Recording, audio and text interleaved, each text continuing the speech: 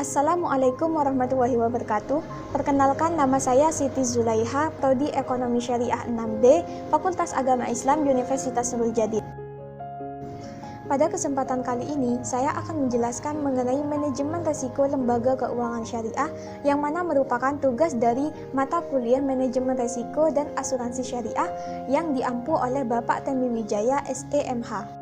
Sebagaimana yang dijelaskan dalam POJK bab 1 pasal 1, di situ dijelaskan bahwasanya manajemen risiko merupakan serangkaian metodologi dan prosedur yang digunakan untuk mengidentifikasi, mengukur, memantau, dan mengendalikan risiko yang timbul dari seluruh kegiatan usaha pada bank.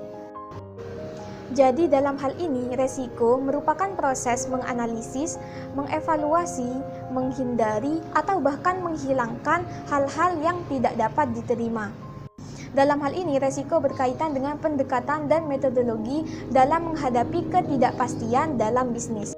Manajemen lembaga keuangan syariah merupakan prosedur dan cara untuk mengidentifikasi, mengukur, memantau, dan mengendalikan resiko yang diakibatkan dari menjalankan lembaga keuangan syariah.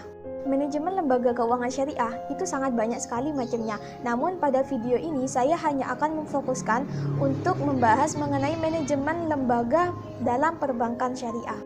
Menurut teman-teman, mengapa nih belajar manajemen risiko perbankan syariah itu perlu?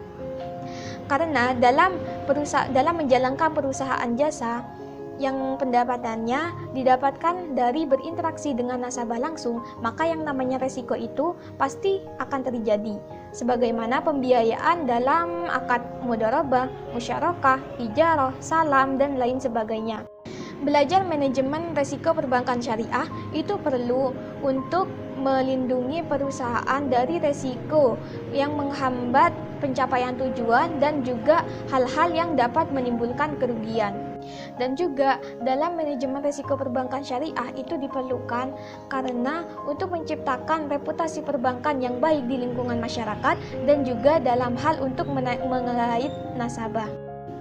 Sebagaimana peraturan Otoritas Jasa Keuangan nomor 65/POJK 03/2016 tentang manajemen risiko pada perbankan syariah, pada bank umum syariah dan unit usaha syariah.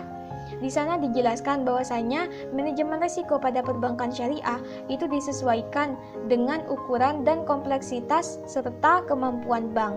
Jadi semuanya disesuaikan dengan kebutuhan dan tingkat tantangan yang dihadapi oleh bank syariah selama operasional menjalankan perbankannya yang dilakukan secara sehat, istiqomah, dan sesuai dengan prinsip-prinsip syariah.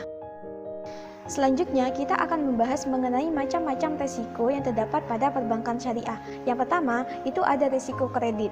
Risiko kredit itu terjadi akibat kegagalan dari nasabah dalam memenuhi kewajibannya kepada bank sebagaimana perjanjian yang telah disepakati sebelumnya.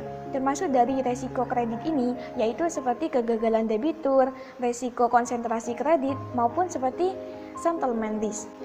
Selanjutnya ialah resiko pasar. Resiko ini terjadi ketika posisi neraca dan rekening administratif itu mengalami perubahan akibat dari harga pasar, seperti halnya perubahan pada nilai aset yang akan diperdagangkan ataupun disewakan mengalami perubahan karena disebabkan oleh harga pasar.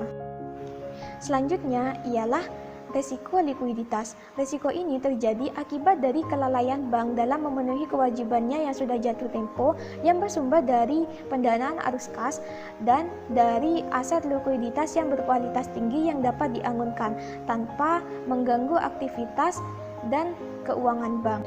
Selanjutnya yang nomor 4 ialah resiko operasional. Resiko ini biasanya terjadi diakibatkan karena kesalahan internal, seperti halnya kesalahan SDM, kegagalan sistem, maupun seperti kejadian-kejadian eksternal yang dapat mengganggu terhadap sistem operasional perbankan. Selanjutnya yang nomor 5 ialah resiko hukum.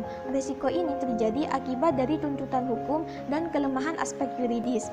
Resiko hukum timbul karena tidak adanya peraturan perundang-undangan yang mendukung dan lemahnya perikatan, seperti halnya tidak dipenuhi syarat sahnya kontrak. Selanjutnya yang nomor 6 ialah resiko reputasi. Resiko ini terjadi akibat menurunnya kepercayaan dari para pemangku kepentingan yang bersumber dari persepsi negatif mengenai bank. Misalnya kayak pemberitaan media, rumor-rumor negatif mengenai bank, maupun juga seperti halnya karena komunikasi bank dengan nasabah maupun dengan para pemangku kepentingan lainnya yang kurang efektif. Selanjutnya yang nomor 7 itu ada risiko strategik. Risiko ini terjadi akibat dari kesalahan bank dalam mengambil keputusannya strategik dan kegagalan dalam mengantisipasi perubahan lingkungan bisnis. Selanjutnya yang nomor 8 itu ada risiko kepatuhan. Risiko ini biasanya terjadi akibat dari bank yang tidak melaksanakan peraturan perundang-undangan dan ketentuan yang sesuai dengan syariat Islam. Selanjutnya yang nomor 9 ialah rate of return risk atau resiko imbal hasil. Resiko ini terjadi akibat dari perubahan imbal hasil yang diterima bank kepada nasabah yang mana disebabkan karena perubahan tingkat imbal hasil yang diterima bank dari penyalur dana, yang mana dapat memberikan perubahan perilaku dari penyalur dana pihak ketiga bank. Dan yang terakhir itu ada resiko investasi. Resiko ini terjadi akibat dari bank yang juga ikut serta menanggung dalam kerugian yang ditimbulkan oleh nasabah dalam pembiayaan bagi hasil, baik itu bagi hasil yang menggunakan metode net revenue sharing maupun profit and loss sharing. Secara umum, resiko yang dihadapi oleh bank syariah itu ada dua macam. Yang pertama, resiko yang dihadapi oleh bank syariah itu sama halnya dengan resiko yang dialami oleh bank konvensional, sebagaimana macam-macam resiko yang telah disebutkan tadi. Sedangkan yang kedua, yaitu resiko yang mengalami keunikan, karena hal ini hanya terjadi pada perbankan syariah. Resiko yang mengalami keunikan ini, resiko yang unik ini terjadi karena dalam perbankan syariah itu menggunakan metode sistem bagi hasil, sehingga hal tersebut akan memicu resiko-resiko lain seperti halnya withdrawal risk, fiduciary risk, dan juga displaced commercial risk. Maka perlu bagi bank syariah untuk dapat mengetahui dan menganalisis sejauh mana resiko yang akan dihadapinya nanti. Yang pertama, bank bisa melakukan dengan identifikasi resiko.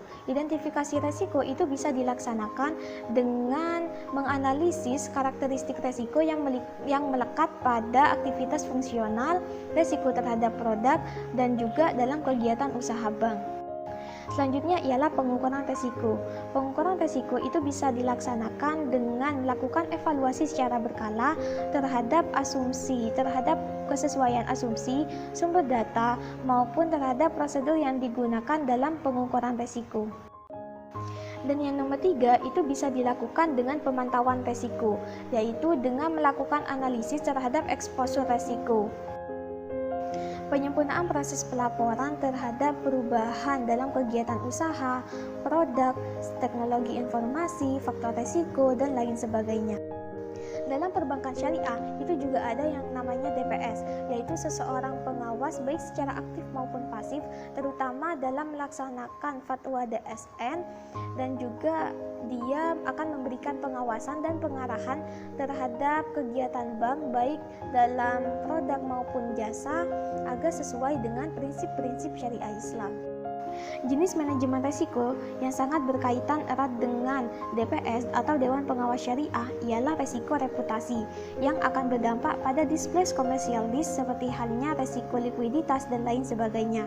Maka, jika DPS atau Dewan Pengawas Syariah tidak dapat melaksanakan tugasnya secara optimal, maka akan berdampak terhadap pelanggaran syariah compliance sehingga reputasi dan citra bank akan menjadi negatif di mata masyarakat. Sebagaimana yang dikatakan oleh Sanin Asayan, CEO and Board Member of Barokat Foundation, ia mengatakan bahwasanya kesalahan terbesar dalam menghadapi perubahan keuangan global bukanlah kesalahan kemampuan ia dalam menciptakan laba, namun yang lebih penting dari itu ialah karena tidak adanya kepercayaan lagi dan kredibilitas dalam melaksanakan operasional kerjanya.